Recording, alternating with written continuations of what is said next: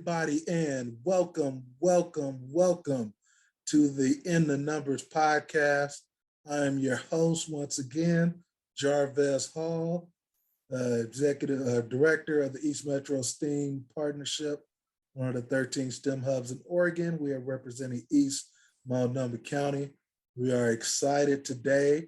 We have a very special guest joining us today. Well, we're going to start with our number of the day, and our number of the day is 1937.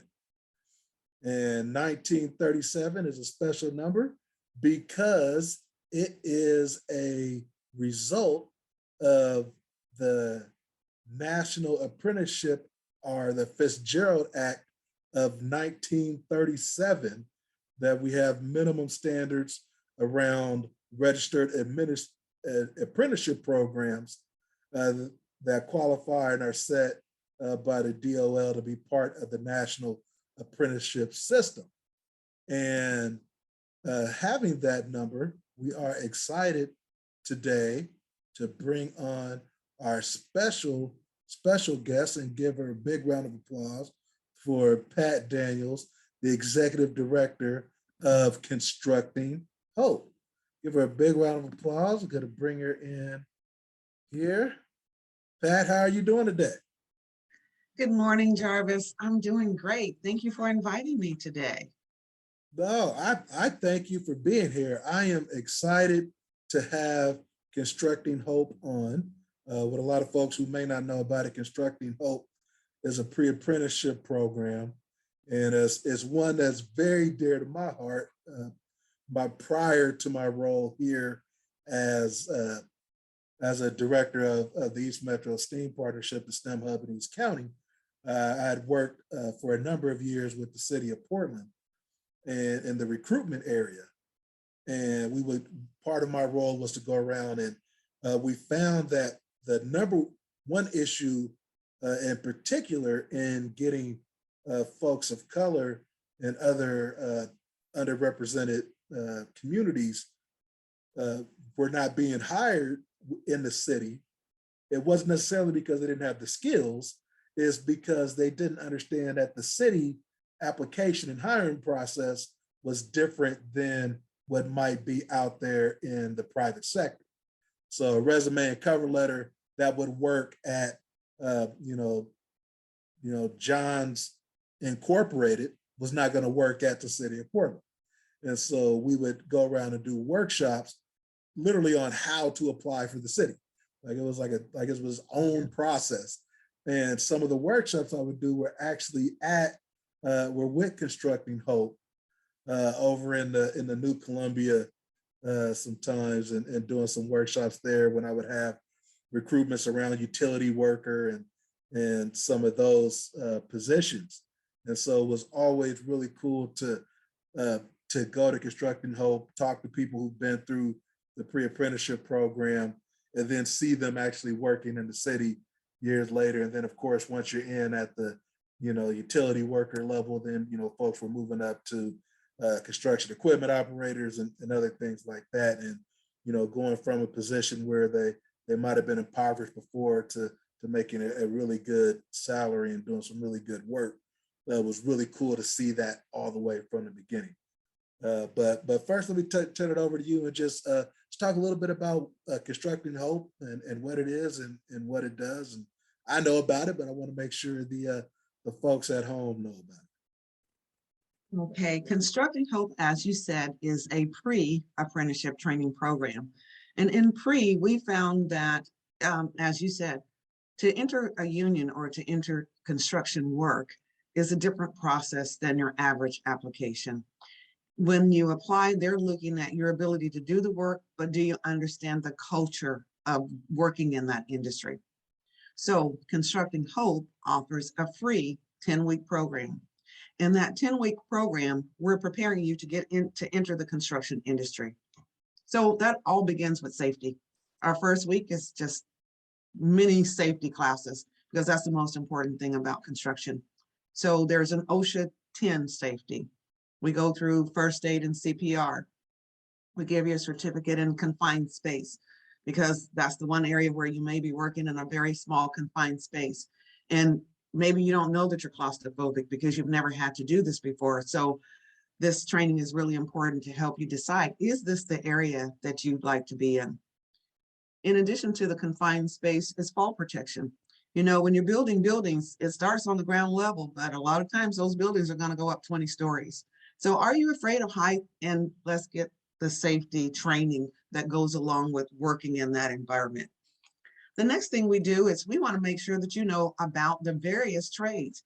A lot of times when people think about construction, the very first thing they think about is a carpenter, because the carpenters are the people who do the building, but there's many, many aspects to building a building. So we're introducing you to what an electrician does and what role they play in construction, the plumbers, what the laborers do. There's the sheet metal and HVAC. And so a lot of times this is the deal. Unless you've been introduced to all of these different areas, you have no idea that this is a trade that you like to do. But 9 times out of 10, what we find out is this is a job that requires you to work with your hands. And if you're that kind of learner where you like to do stuff and not basically sit and work just doing things with your mind, this is a great job. When I think about this, I would say back in the day, people had the perception that only people who couldn't do anything else went to do construction. But I have to say it's totally the opposite. You have to actually be very smart and good with your hands in order to do construction. And it begins with, as we talked about STEAM, it begins with math. Everything that you're doing in construction is mathematically designed. So math is one of the first components that we teach, because 9 times out of 10 when we're in school, some people I hear them say, oh, I'm not very good at math. And I just say, oh, you didn't have a good math instructor, because math is a lot of fun and it's quite challenging. And it is interesting once you put math in some things that people love to do. You know, I always tell people that, you know, people think that folks that you know, now that Oregon is really big in the marijuana industry, you know, they're like, just the druggies going to that. I said, hey, if you want to meet some of the most scientific STEM people, you want to meet a botanist, you want to meet a chemical engineer and a mathematician, finance major, they're all over in the weed business. Like, it's not like those people aren't bright that are doing that.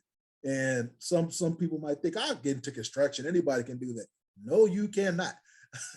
It's you know, it's about being creative. There's so much involved in that process. And then I really like how you talk about just introducing people to those things. Like, most people don't know there's a you know, steam fitters or commercial painters or you know, electricians, or they think some of those things are out of their reach. But I appreciate how your program starts people on that track to say, okay, I can work towards being that journey level electrician or a master electrician, or becoming a plumber. And you know, people might think, a plumber, who wants to be a plumber? Hey, have your sink or toilet go out, you know, yes. at 3 o'clock in the morning during Christmas time and the family's coming over, and you got to call that plumber, and it's $500 for them just to step in your door. You start realizing, ooh, man, I did that once. I was like, man, I might have to start getting into plumbing, because it cost me $500 just to have them come in the door and tell me, yeah, your sink is stopped up. I know that. That's why I called you. Well, and you know what else? Just think about, during the pandemic, who were the essential workers?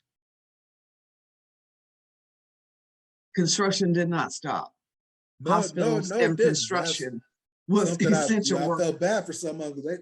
They're like, hey man, y'all got to come build this stuff. It's this is not going on, but man, they're essential. There's money in there. I think one thing that I appreciated is when you brought up the fact that while it still takes education, you still have to know math, and you still have to have that emotional intelligence, you know, that EQ, where you have to understand the industry of construction and the culture of construction. one thing I did appreciate is oftentimes with the STEM hubs and how we're all about education. A lot of people think that we're only pushing that you have to go to a 4-year college and get a traditional degree and other things to be successful. And that's not the case. But you still have to have education beyond what you might have gotten in high school in order to be successful, even in construction. So it's not just, I'm strong, I worked out, I'm just going to go jump on a construction team. That's No, not how it works. it's not how it works. And what you hit on is construction, in most of the trades, when you complete that trade, I'm going to just call out electricians.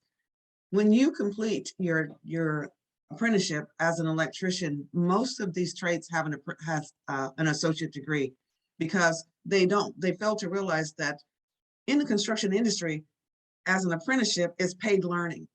So when you go to your job, you've got to get an education, and then you get to apply for that job. You hope that you get it. In construction, you enter the trade with the basic knowledge, and they're going to pay you to learn. So you're going to go out and work so many hours, then you have to stop and go to school. Then you get your re-rate, you go back out to work again, and in between that, you're going to stop and go to school. So what they look for, what your goal is, to become a journeyman. A journeyman just means that you've completed whatever the 3 years or 5 years that it takes to be an expert in that trade. After that, you think about, like any other business, your next step is management. Well, there are some more classes that you can take that they're paying you to go to for you to move into a leadership position. So now you can move into a foreman or into a superintendent position. At the same time, you're getting paid for this training, which is the opposite of what I did. I thought traditional rule says you got to go to college, went to college. I have a lot of college debt, but I'm still working and paying that student loan 20 years later. These folks are not paying any student loans. But you're paying a student. Didn't Biden get rid of? Okay, let me not get Don't too take me there. political on here. They might, I want to make sure. Let's Now both keep our the whole jobs out conversation. here. Let's not go too far on that one. But that is one thing that is amazing to think. And I want to talk about your journey here in a bit. But I do think that's really interesting that not only do you have to go to school still, but you get paid to do it, which is a lot different than because definitely my route, I'm still paying. So I definitely understand that this concept of somebody paying you to go to school actually sounds pretty cool. But I also wanted to make sure that folks realize that one, this has to be something that you're interested in. Because when you said earlier, hey, are you afraid of smaller confined spaces? Are you afraid of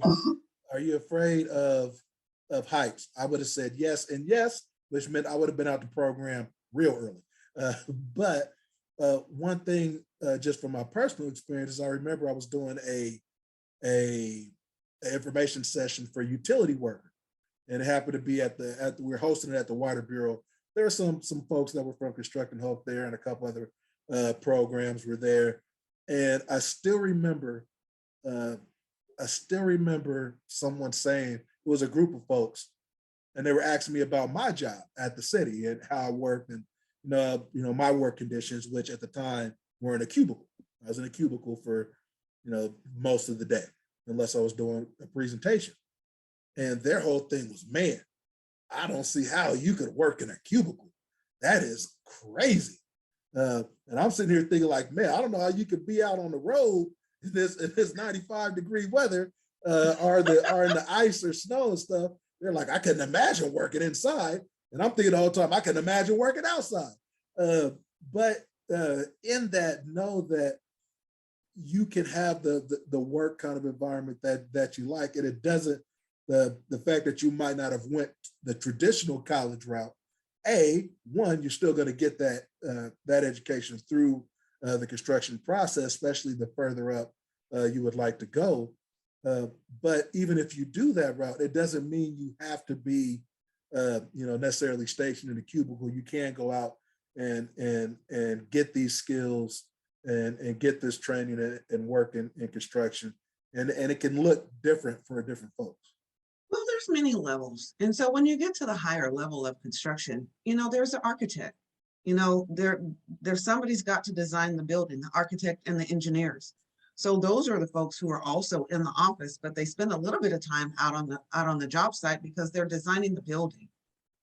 So I feel like the one thing about construction, any area that you want to be in, it's a whole broad career all in itself. There's many facets of construction.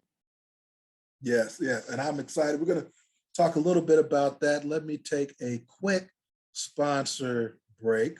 This episode of In the Numbers podcast is sponsored by the East Metro STEAM Partnership, and we're announcing the 2021-2022 Student Investment Challenge. Students must be at least 13 years of age and attend a school in one of the school districts in East Monoma County. Those include Park Rose, David Douglas, Centennial, Gresham Barlow, Reynolds, Corbett, R, Multnomah ESD. Students who fully participate will receive a Student Investment Digital Badge and be eligible for a variety of prizes, which include gift cards and an account for the Oregon College Savings Plan. So if you're interested in this challenge, please visit our website, eastmetrosteam.org. That is eastmetrosteam.org, and look up Student Investment Challenge. Thank you very much to the East Metro STEAM Partnership for sponsoring our episode today. Now, bringing back Pat to talk a little bit more about Constructing Hope and all the really cool things that you're doing there. But first, let's talk a little bit. We don't want to know just about your student loans, but obviously that investment in yourself got you to this position where you're leading this organization. So can you talk a little bit about kind of your STEM journey? I know you don't always necessarily see it directly as STEM, but you are a part of the STEM world now that you're hanging out at Constructing Hope. So tell us how your journey kind of got you here a little bit. My journey got me here, and it starts a very long time ago in the 70s when I graduated from high school. Had two good friends that wanted me to become an electrician because their families had been in unions and I didn't know anything about it. I came from a single parent household. My dad died when I was 3, so my mom never remarried. And that was something I was not aware of about being in a union job. And they really talked to me a lot about it. But my mom had gone to college, and that was a journey for me to follow in her footsteps. So I did. But I can say, fast forward now from high school going to college, my friends were electricians. And to see them move through the IBEW and the rate of earnings and how they moved through the system, basically. Donna Hammond and Keith Edwards were two of the first Black people that I knew to go to work for IBEW. Donna has gone on to be the business manager after being in the trades, moving up through the ranks. Keith Edwards moved on to not only be the business manager, but to become the international business representative for IBEW. I found that amazing to see that they moved through that point. On the other hand, I got to Constructing Hope because Irvington Covenant Church started a Ready to Work program, and they found that they were doing it for African-American men who had been formerly incarcerated. Remember, before we banned the box, I used to be in HR for the Port of Portland. One of the things that I learned there, and this is not to put down the Port of Portland because every organization did it. If you had a felony on your record, you always went into the no pile. We only look for that box. So during the course of working for Irvington Covenant, we worked on the Ban the Box campaign because that was one thing that for formerly incarcerated people, which is who Constructing Hope targets. This is how Constructing Hope got started. We were targeting formerly incarcerated men and trying to help them re-enter society. Construction was the one area that did not have a box. They wanted to know, were you capable? Were you interested? Can you do it? And real quick for folks that don't know, can you just talk like 1 minute about what Ban the Box was? Ban the Box is that little box that was on every application that says, do you have a felony? So when you apply for a job anywhere in the state of Oregon, the box is there that says, do you have a felony? Until we remove that box, those people never had a chance to apply because their applications always went in the no field. So the church itself looked and did a little survey to say who would hire someone who has a felony background. And the construction industry was the one area that said, we don't care about your background. You know, can you fit into this box and into the work of what we're trying to do, working with your hands, being out in the elements, having good math skills, and we're going to teach you everything. As we looked at that, it was a perfect match. So we established a program that focused on teaching math, teaching life skills, teaching hands-on, teaching basic building. So that's basically what we do today, in addition to a green training component along with the safety certs. The caveat to the whole thing is it's not just about training, it's also about placement. So if you look on our website, which is at www.constructinghope.org, you will see that we also have direct entry with trades. This is about starting a career in the trades and having support. So we support the folks coming into our training that complete. We support them for the next 3 years to be successful in the trade. Since we are in the numbers, we want to make sure to throw out some numbers that without apprenticeship programs, or prior to apprenticeship programs, pre-apprenticeship programs really starting to flourish in the country and even our area, approximately 20%, a little bit less than 20% of formerly incarcerated individuals would actually make a living wage after their release.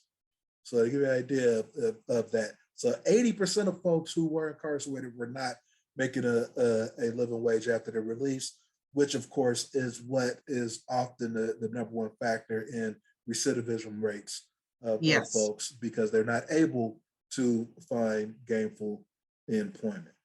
And I was at the city when Ban the Box really came out. There are a lot of managers that were worried about it in some instances, but that was one thing I appreciated about some of those more constructing type positions like utility worker and carpenter. Those skilled positions, especially the ones that were more skilled, they were hard to find people who actually could do it. And then the other positions, it was hard to find people willing to do it.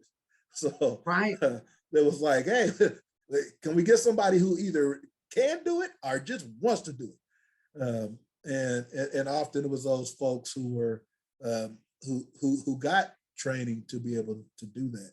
And so that's one thing I appreciate about your work. You know, and even more important thing is that if you had before we banned the box, you had to be out for 10 years. So if you've already served 8 years, now you got to wait 10 years in order for the felony to be accepted by the rest of the world. That's setting you up for recidivism, because 9 times out of 10, the people are going to go back to, you have to make money some kind of way. So the system was set up for you to return. Yeah, that was often seen as what they call the second sentence that you would have. And then I believe at that time, that's when I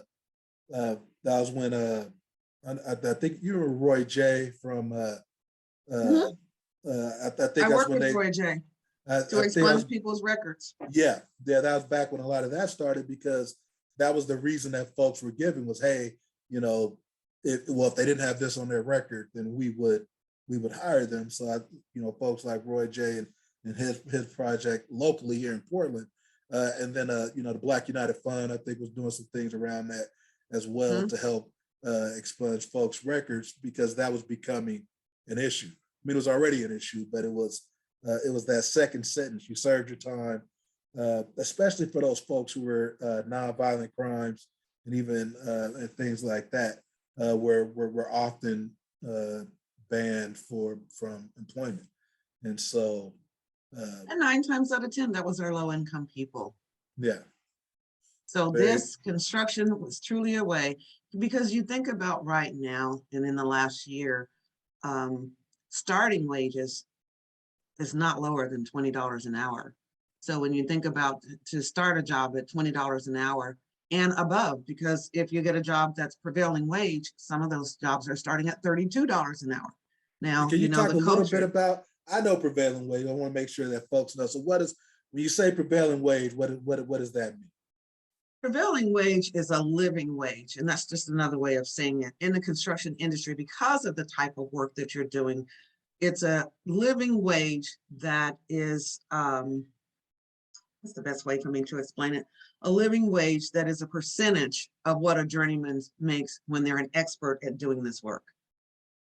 And so it creates an entry level to say that this is the minimum amount that should be paid for anybody doing this type of work. We talked about the extremities of you're going to be working outside. You still have to have the math skills. You got to be there at 6:30 in the morning. So most of us are not even up at that time, and people are at work to work in the elements. And so when you put all of those things together, that's a little bit different than the pay you're getting to work in Safeway.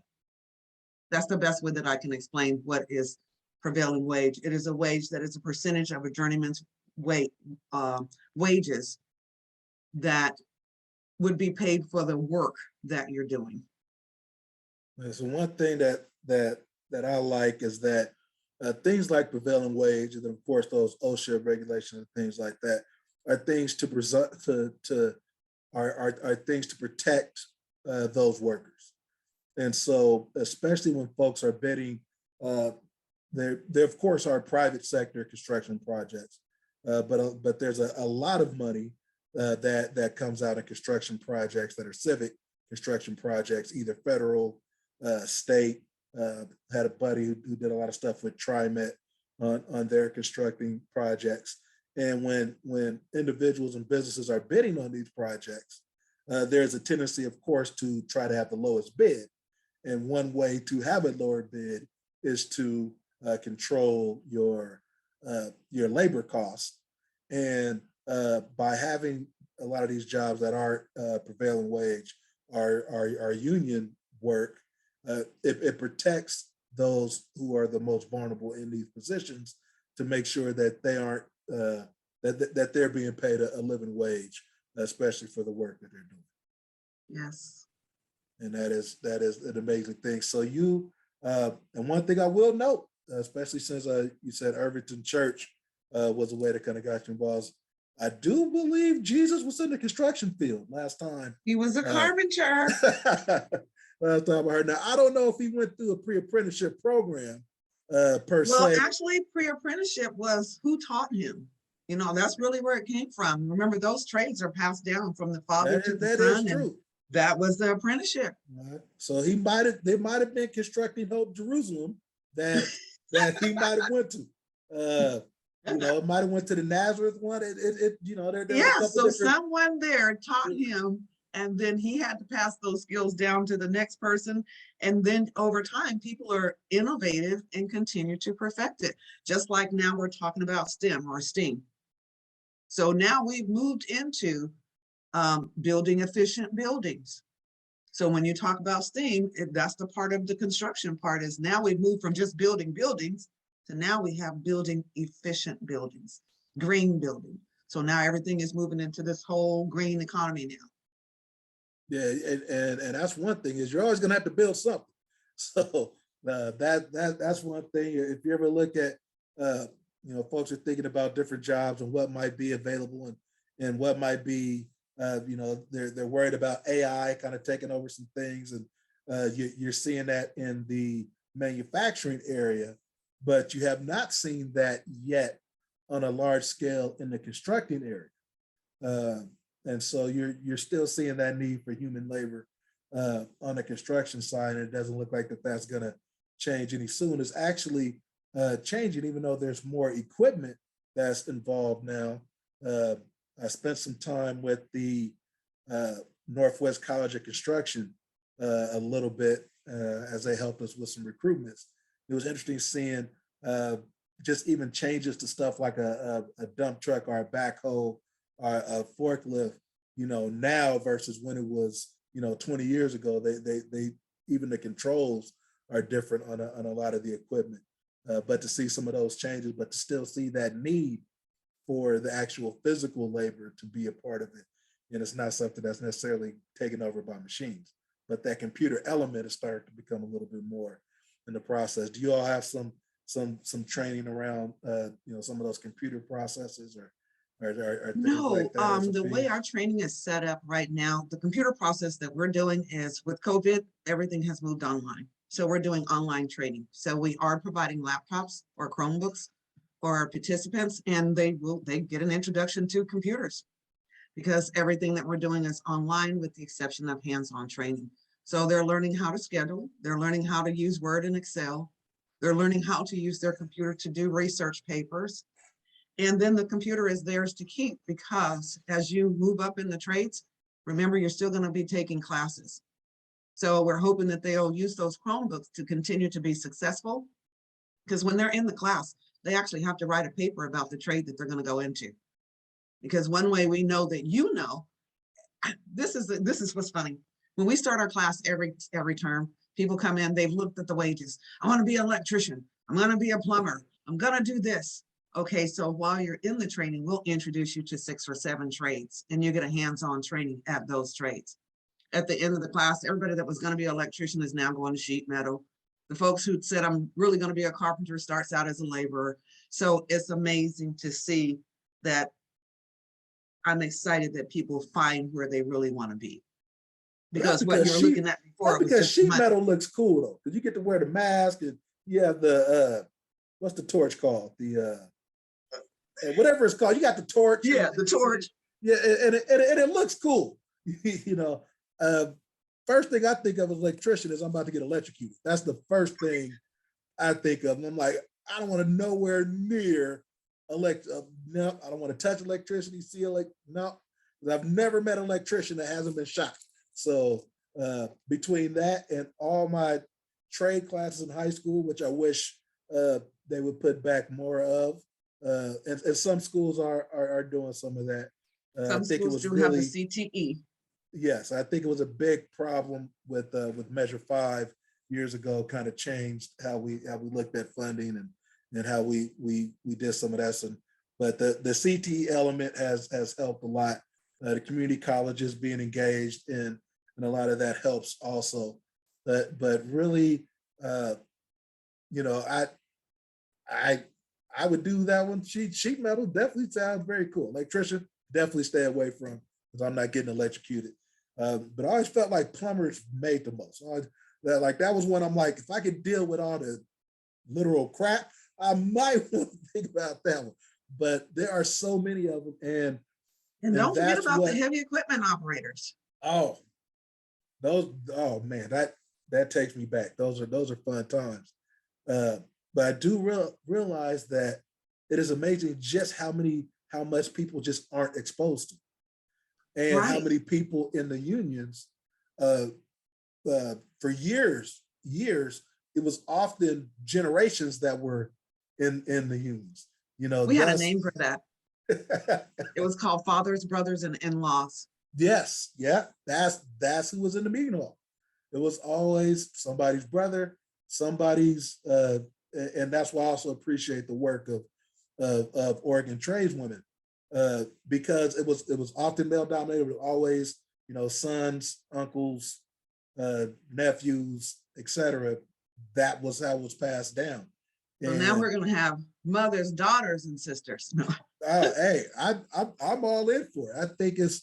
I think what's beautiful, and I think you touched on it a bit just a second ago, is to see the faces on people when they find something that they truly love and they're accepted at and they can support their family with. When you have all those come together, it is amazing to watch. I would say the greatest thing that I've seen in the 16 years that I've been at Constructing Hope is we make jokes about this fathers, brothers, and in-laws. And that was the goal for us, is to have fathers, brothers, and in-laws. And we have fathers, brothers, and in-laws that are graduates of our program now, where fathers have come in. We have a youth program. The sons came into the youth program. They then came into the pre-apprenticeship and entered the trades. So that's my greatest thing, is to see that. But even more than that, this is the one trade where you can move through and become a business owner. In the last 16 years, we have 9 people that have started their own business. And I'm not talking about a mom and Let's- pop. I'm but talking hold about that- they have a license. It's a Hold business. that thought, because entrepreneurship is my thing. And I want to talk a little bit more about that. But Okay. let me sneak on this last sponsor read, because we have to pay the bills here at the Inner Numbers Podcast. We aren't doing this for free. We'd love to, but we have to make sure to pay our bills. And today's episode is sponsored by the East Metro STEAM Partnership. They are announcing a 2021-2022 Student Investment Challenge, where students must be at least 13 years of age and attend one of the school districts in East Multnomah County to participate. That is Park Rose, David Douglas, Centennial, Gresham Barlow, Reynolds, Corbett, or Multnomah ESD. Students will have an opportunity to have a virtual portfolio where they get to invest $100,000 in the stock market through about a 6-month challenge. And students who participate fully, which includes participating in the challenge and completing assignments, as well as making various trades and managing their portfolio, will receive a student investment digital badge from East Metro STEAM Partnership and be eligible for various prizes, including an Oregon College Savings Plan account. So please visit the website eastmetrosteam.org. That is eastmetrosteam.org for more information on the 2021-2022 Student Investment Challenge. Now, bringing back our guest, Pat Daniels of Constructing Hope, who said the E word, which if this was one of those shows, it would just spark a whole thing. Whenever you say entrepreneurship, that's just like my keyword, and it's the thing that means a lot to me, because when we're looking at addressing the racial wealth gap, or addressing socioeconomic mobility and things like that, far too often underrepresented populations are prevented from the ownership side of the game. We're seeing that with housing, with gentrification and folks being moved out, and while housing prices are rising, a lot of people of color and other underrepresented communities aren't able to share in that growth. You talked about you've had 9 folks who went from the pre-apprenticeship program and are now business owners and entrepreneurs. How has that process been for them? And I'm sure they're donating a couple of dollars back to the program, correct? Is that something they're doing? And if they're not, tell me who they are so I can call them and tell them they need to donate. It's December, so they gotta make their donation to Constructing Hope. Well, they have a little bit of time. How it has worked out is just over time. One of the things that we do is we ask them for this ongoing relationship. So when you sign up for the program, we ask you for a 3-year relationship. That relationship is to help you maneuver the culture and actually become a journeyman and help you move into leadership positions. So it was just a point of keeping in touch with them. And when they decided that this was the next step that they wanted to do, we work with 2 organizations. One is the National Association of Minority Contractors, used to have a metropolitan MCIP, Metropolitan Contractors Improvement Program. Oh, that was what's his Tony name Jones. before? Tony Jones. Tony Jones. Right there, okay. So we work with Tony Jones, and then there's I've another worked with group. too many people, so that You do, lets you know I've been- everybody. because I spent some time prior to this. I guess I spent time everywhere. I did time with Ascent Funding, which was formerly the Abana Opportunities Program, which was the CDFI that provided funding for folks who couldn't get funded necessarily by a traditional bank. So oftentimes we might have worked with Tony Jones over at MCIP and other places. And also I spent time at the Small Business Development Center. And so folks that, not MISO, but I worked with the folks from MISO. So I worked with Nita and with, well, Nita's not there anymore, but when she was there, and then, what is her name? Well, I can't think of her name right now. But I know who you're talking about because we work with them also. So I worked with those folks. And so it's it's amazing how many, the degrees of separation in Portland can be very small. And then the last group was PDGB, the Portland Business Development Group. Those three organizations are the three organizations that we refer people to. MISO is helping you get your business license. PDGB and MCIP were to help you with training. So the estimating piece, if you needed assistance with just additional training to estimate your work, which is really important part. So you've learned math, but estimating your project to create a bid. So a lot of times, yes, you've worked and you know some parts of it, but making sure that when you start a company, that these guys have their paperwork solid, they have the proper training, they have access to payroll information to help you get started, all of those kinds of things. So that's the avenues that once we start working with you, then those are our partner organizations. We continue to work with you until you get started.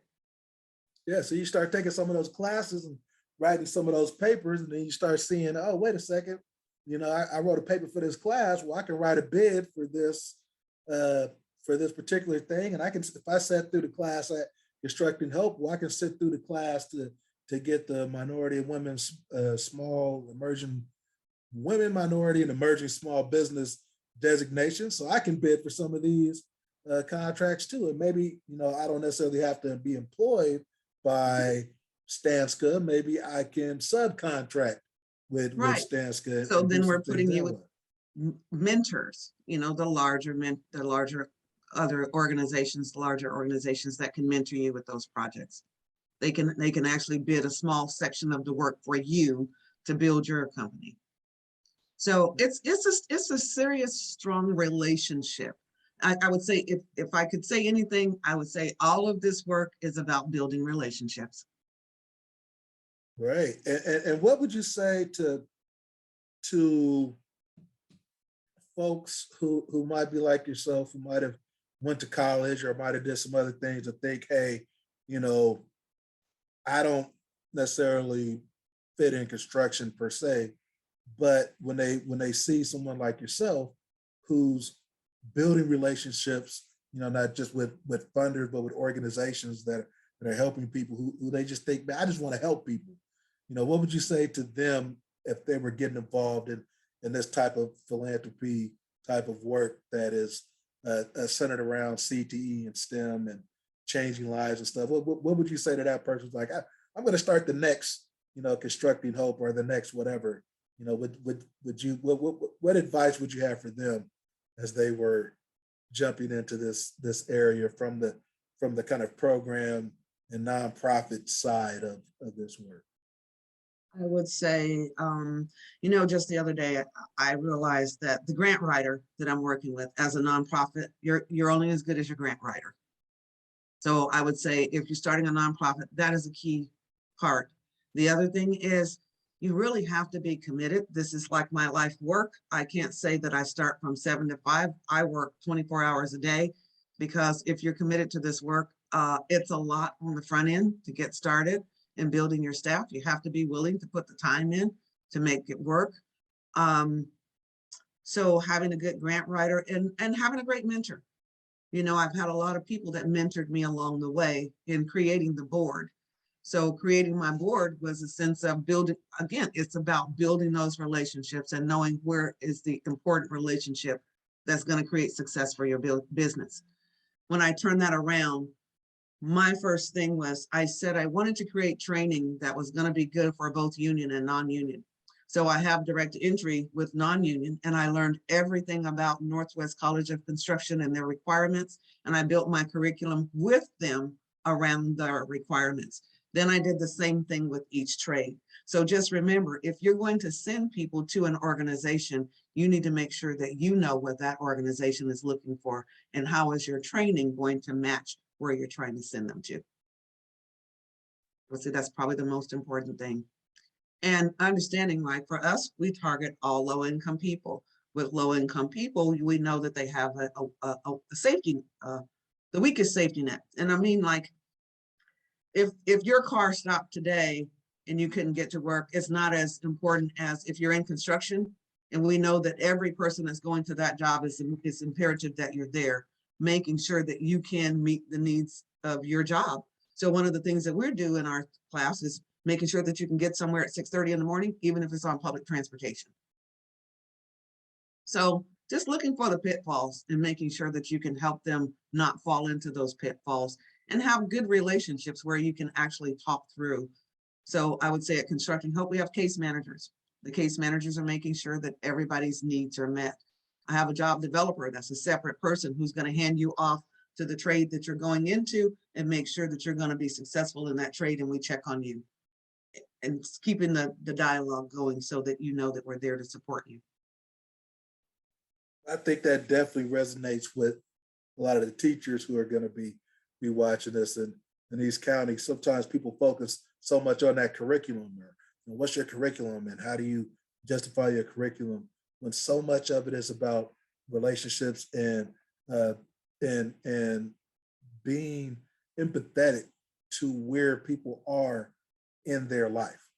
Yes. And where they are in that spot, and just letting them know that you care about them, but letting them know that, let's find a way for you to be able to get somewhere reliably at 6:30 in the morning, or at 7 o'clock at night, or hey, if you have this going on, this is when you might need to be doing something. Well, when we wanted to open this up and make sure that people of color and women are included, we are the ones who are kind of at the bottom of the financial graft. I don't know what else to call it. But at that level, if something happened, it changes our whole world, whereas someone else who has everything can't see that that's a barrier.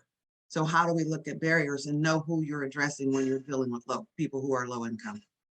I don't have a car yet, so I'm going to have to plan for that. So in our class, we have budgeting. And our first class is not how to make ends see each other. It's not how to make ends meet, it's how to make ends see each other. Because if you've just got out of incarceration, average person has been 8 years, what are you coming forward with? And I'm not saying it to put them down, but I'm just saying, remember, this person is starting from zero. So we have to meet you where you are. And in some cases with, either court fees or supervision or what's the other being term? On parole. Yeah, anything like that. Probation. Court fees or not resuscitation, but we reinstate driver's license. Yeah. So there is a plan to help you get your driver's license and a plan for you to help get your car based on your budget of what you're going to be making.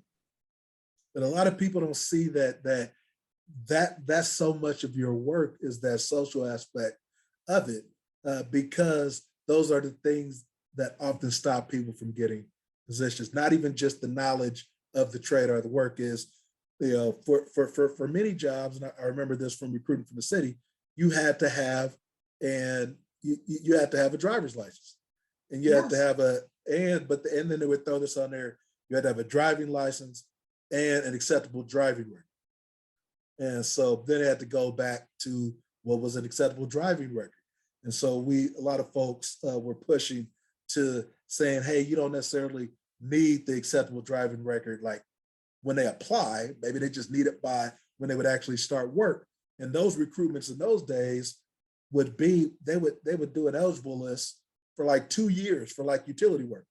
So they wouldn't have to keep running a recruitment. So if somebody applied today, they might not have an acceptable driving record, but in 2 years when they might actually get hired, they would. So we tried to push for that language out there, but so much of that would stop people from getting in, outside of just the fact that they might have been incarcerated or had a felony or things like that. For some people, it was having a permanent address, and if they were in a halfway house or something like that, they didn't always have a permanent address that they could put on there per se. So there are a variety of things like that were stopping people from even having the opportunity to be close to having the ends look at each other, let alone think about having to meet. But right now we have a labor shortage all the way around. And with that labor shortage, now it's not enough. It's not enough of a shortage to have me make anything. I was so bad in wood shop that the teacher in high school just said, "Look, Jarvez, just sweep up afterwards. Don't go anywhere near any of the equipment, and you can pass the class. As long as you don't touch anything, because you're going to hurt me or somebody else, and we just don't want to deal with that. So just stay away from the stuff. So it's not enough of a shortage to have me in there just yet. But we're seeing that in a lot of areas. I mean, they're changing requirements for substitute teachers because of that. And so many folks, beyond just that there's a shortage, but a lot of folks are saying, "Hey, man, you can't treat me any kind of way." Well, we're talking diversity and inclusion now, because a lot of these things were set to keep people of color and low-income people out of those positions. So now we have to revisit all of those systemic barriers that we put in place. Were they really necessary? No, they were to shut a few people out. And now we've had a swift change in how we have to look at things. Thank you, George Floyd, for stopping the world. Thank you, Lord, first, for stopping the world and making us look at each other and how we treat each other overall. So I feel like this is a serious cultural change, and it's about time. So a lot of things that we used to do will not be anymore. Well, one thing I'm glad about, we're coming a little bit short on our time. I want to thank you for being here, and I appreciate that times are changing. I appreciate that folks that are engaged in your organization are prepared for that change and are prepared for that opportunity. You know, they said luck favors the prepared, and those that are going through this process, I believe, are definitely prepared to help meet those needs for construction in the future, especially with how Portland is changing, the metropolitan area is changing. We just got word about some new developments that are happening in the Gresham area, the Gresham 10 project, Rockwood Rising, a whole bunch of things out in East County. We're seeing so many opportunities, and to see that people are going from pre-apprenticeship to journey to foreman to in some cases entrepreneur Yes. and making big money. It is incredible to see that. I've appreciated Constructing Hope for a while. It took a moment to get you on, but we finally worked out the schedule. Definitely means we're gonna have to have you back, because I think there's a lot that we didn't get to. I told you the hour moves quickly. But is there anything that you like to say to people? We'll make sure to show the website here so that folks actually go to the website, because we want them to see it. And you can visit this Constructing Hope. Go ahead and leave them with it. I'm going to show the website just a little bit while you're talking to them. Okay, I would say look forward to seeing us in 2022. We're having our 15-year anniversary, and we'd love to have you all join us. Our building no longer looks like this. We're putting up a new mural we're changing the look and celebrating 15 years of being in service. So I would say check out our website. We have a class coming up in January. We have 4 classes a year. We have an adult program, and we also have a summer youth program. So we will offer our youth program this summer. It'll be in July. We'll be taking applications in February. Our youth program is for youth 16 to 19. Once they complete the 5-week introduction, they have an opportunity, if you're 18 and older, to actually attend Northwest College of Construction or come into Constructing Hope Pre-Apprenticeship Training Program. But they'll have an opportunity to have a lot of fun doing those 5 weeks with a lot of hands-on building and being introduced to many trades. Well, that sounds fantastic. We're going to be have a cousin who's that age who has an interest in construction. So I'll be definitely sending him that information. And I know you're going to be sending that information to us over at East Metro STEAM Partnership. We'll disseminate that in East County, because we want a lot of folks to flood your offices and say, I want to hang out with Constructing Hope, because I hear they're doing really cool things. Pat, thank you so much for your time. I appreciate you being here. I appreciate all of your work, and I'm excited to see what you all are going to do in 2022, and excited for the new mural that's going to come up. I drive by quite frequently, so I'm excited to see what that's going to look like. So thank you again. Everybody, please give Pat Daniels, Executive Director of Constructing Hope, a big round of applause. And Pat, we're definitely going to have you back on the show because like I said, we didn't even get into the thick of some of the things that we want to cover. So you enjoy the new year. Let's let that new class start, and then we'll have you back on here sometime soon. All right, thank you so much. My last thing, in East County, I do have 2 partners over there, Oregon Tradeswomen and Portland OIC. So if Constructing Hope doesn't work for you, there's other program partners that will still, we have the same structure to bring you in and introduce you to construction. All right, thank you Thanks. so very much. And thank you all for joining us for the latest episode of In the Numbers podcast. I've been your host, Jarvez Hall. And we want you to make sure that you remember to stay in the numbers. Have a great day.